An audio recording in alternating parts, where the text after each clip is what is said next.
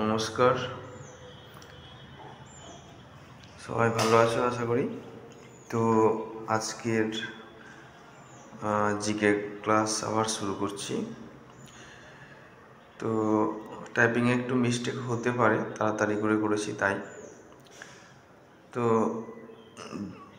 চলো, আজকেও মোটামুটি 10টা কোশ্চেনই রেখেছি। তো দেখে নিই কী আমাদের কোশ্চেন আছে আর উত্তরগুলো দেখে নিই। প্রথম কোশ্চেন হচ্ছে, প্রধান গ্রিনহাউস গ্যাসের নাম কি? তাহলে উত্তর হবে কি কার্বন ডাইঅক্সাইড। কার্বন ডাইঅক্সাইডের সংকেত CO2। ঠিক আছে, সংকেতগুলো মনে রাখতে হবে। হ্যাঁ, তারপরে হচ্ছে গোবর গ্যাসের প্রধান উপাদান কি? তাহলে উত্তর হবে মিথেন। মিথেনের সংকেত CH4। তারপরে হচ্ছে 3 নম্বর কোশ্চেন, প্রাকৃতিক গ্যাসের মূল উপাদান কি? উত্তর হবে কি মিথেন। এটাও মিথেন হবে। হ্যাঁ, CH4, সংকেত CH4। পরের প্রশ্ন, সিএনজির মূল উপাদান কি? উত্তর হবে এটাও মিথেন, সংকেত CH4। আচ্ছা, পরের প্রশ্ন চলে যায়, দেখি এলপিজির মূল উপাদান কি? তাহলে মূল উপাদান এখানে দুটো হয় এলপিজির।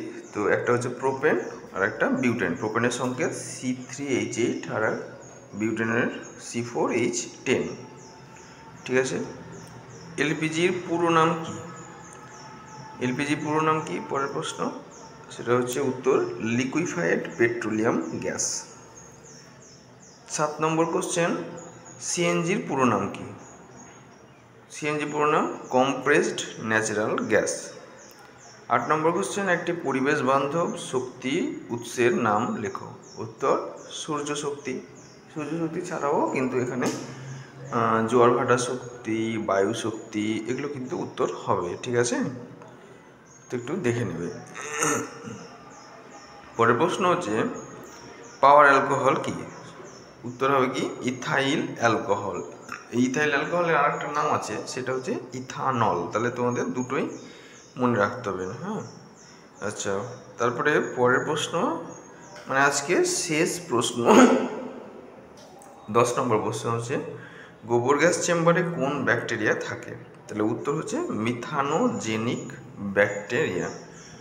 তো এই ছিল আজকের 10টা খুব গুরুত্বপূর্ণ সায়েন্স জিকে থেকে প্রশ্ন, যেগুলো আমরা আলোচনা করলাম।